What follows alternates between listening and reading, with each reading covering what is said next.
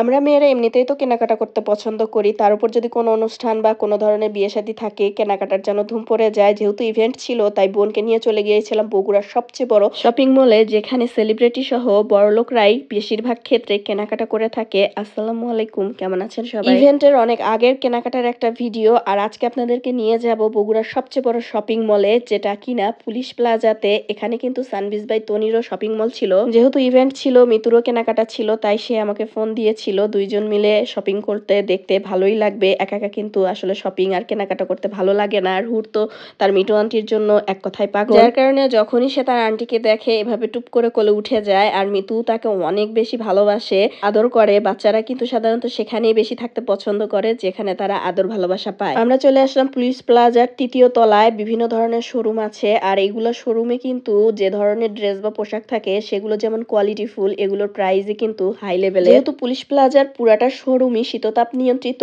এখানকার কাপড়ের কোয়ালিটি যেমন ভালো হবে, তেমনি এগুলোর প্রাইসও একটু হাই রেঞ্জের হবে, এটাই স্বাভাবিক। তবে এত সুন্দর সুন্দর জিনিস, এগুলোর দাম তো একটু বেশি হবেই। যেহেতু সেলিব্রিটিদের প্রোগ্রাম ছিল, ড্রেসটা একটু হাইফাই না হলেও তো চলে না, তাই আমরা ড্রেস দেখার জন্যই মূলত এখানে এসেছিলাম। পুলিশ প্লাজার ৩ তলার এই শোরুমটার কালেকশনগুলো এত সুন্দর ছিল, বিশেষ করে এই ড্রেসটা আমার আর মিতু দুজনেরই পছন্দ হয়েছিল, তবে অনেক বেশি দাম। এরপরে আমরা আরো ২-৩টা দোকান দেখছিলাম, তবে যে ধরনের ড্রেস আমরা খুঁজছিলাম প্রাইস রেঞ্জের মধ্যে, সেগুলো খুঁজে পাচ্ছিলাম না। বেশিরভাগই ছিল এই টিস্যু টাইপের। তারপর আমরা পাশের এই ব্র্যান্ডের দোকানে চলে আসি। সব দোকানই কিন্তু ব্র্যান্ডেড, তবে এইটা একটা নামের ব্র্যান্ডেড, এখানে ট্যাগ করা আছে। আমি আর ব্র্যান্ডের নামটা উল্লেখ করলাম না, আর অনেকেই বুঝতে পারবেন এটা কিন্তু আমার অনেক আগের ভিডিও, যখন কিনা বগুড়ার পুলিশ প্লাজাটা বিভিন্ন শোরুমে এত সুন্দর সুন্দর ড্রেস আপ এবং সব ধরনের সেট আপেই পরিপূর্ণ ছিল। যদিও বা এটা এখন আর নাই, কারণ অনেক ধরনের অনেক কিছুই হয়ে গেছে এর মধ্যে। দেন আমরা চলে আসি পুলিশ প্লাজার ২য় তলায়, যেখানে popular celebrity সানবিজ by Toni showroom ছিল। আর এখানে ওর কালেকশনগুলা অনেক হাই লেভেলের, বিশেষ করে এই টপসগুলো ক্রেপ সিল্কের মধ্যে ছিল, কিন্তু এগুলোর গলাগুলো অনেক বেশি ডিপ ছিল।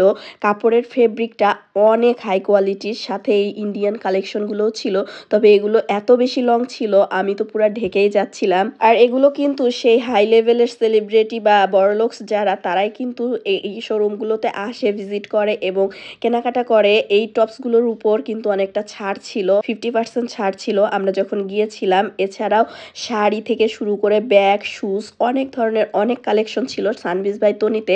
এই প্যান্টগুলো আমার অনেক বেশি ভালো লাগছিল, এগুলোতেও ছাড় ছিল। আমরা তো শুধু একের পর এক দেখে যাচ্ছিলাম, তারপরেও দেখা শেষ হচ্ছিল না। মেয়েরা মনে হয় এমনই, কেনাকাটার জিনিস দেখতে আসলে, শপিং করতে আসলে কখন যে সময় চলে যায় তার খেয়াল থাকে না। তবে ড্রেস দেখা শেষ হয় না। এই রেড ড্রেসটা কিন্তু অনেক বেশি সুন্দর ছিল। যাই হোক, ওখানে তো আমরা আমাদের পছন্দের ড্রেস খুঁজে পেলাম না। এরপর আমরা চলে আসলাম পুলিশ প্লাজার পাশেই বড় আরেকটা শীততাপ নিয়ন্ত্রিত শপিং মল, রানা প্লাজা। বগুড়ার নামি দামি সব ভিআইপি লোকজন এবং সেলিব্রিটি আর বড়লোকরাই আসে সাধারণত এই ধরনের শপিং মলে শপিং করতে। এগুলো বাহিরের তুলনায় যেরকম কোয়ালিটি ফুল ফেব্রিক থাকে, তেমনি প্রাইসগুলো থাকে অনেক বেশি, যা সাধারণ ক্রেতাদের হাতের নাগালে থাকে না। তবে কথাতেই তো আছে, জিনিস যেটা ভালো দাম তার একটু বেশি। তো এখানকার ড্রেসগুলো অনেক বেশি সুন্দর ছিল। এই ড্রেসটা আমার আর মিতু দুজনেরই অনেক বেশি পছন্দ হয়েছিল। ড্রেসের কালারটা যেমন আইসুদিং ছিল, ঠিক তেমনি এটা ধরার পরে দুজনকেই দেখতে অনেক বেশি ভালো লাগছিল। বিশেষ করে এর ওড়নাটা, আমার তো যে কোনো ড্রেস পছন্দ হওয়ার আগে ওড়নাটা দেখতে ইচ্ছে করে। ওড়না ভালো হলে ড্রেস আর আমার চোখে লাগে না। ওড়নাটা যত সুন্দর হয়, ড্রেসটাও আমার কাছে তত বেশি ভালো লাগে। জানি না এটা কার কেমন হয়, অবশ্যই সেটা কমেন্ট করে জানাবেন। এর ওড়নাটা দেখেন অনেক বেশি সুন্দর ছিল আর অনেক বড়ও ছিল, যেটা নেয়ার পরে কিন্তু অনেক বেশি ভালোও লাগছিল। আর এটা ৬ তলা বিশিষ্ট শপিং মল। এটা ছিল ৩ তলাতে, যেখানে লেডিসের সকল ধরনের ড্রেস, শাড়ি সব কালেকশন ছিল। আর এই দোকানটাতে এই ড্রেসের প্রাইস ছিল ৬,০০০ টাকা। এরপরে আমরা এই ভাইরাল একটা ড্রেস দেখছিলাম, যেটা কিনা ফেসবুকে অনেকটাই বেশি ভাইরাল ছিল। তবে অনলাইন অনুযায়ী এখানেও অনেক বেশি দাম চাচ্ছিল। এই ড্রেসগুলোর কোয়ালিটিটা ছিল ভালোই ছিল, তারপরেও দাম মনে হচ্ছিল অনেকটাই বেশি। এরপরে আরো কিছু কালেকশন দেখার পরে চলে যাই ৪র্থ তলাতে, যেখানে শুজ আর ব্যাগের কালেকশন কালেকশন ছিল।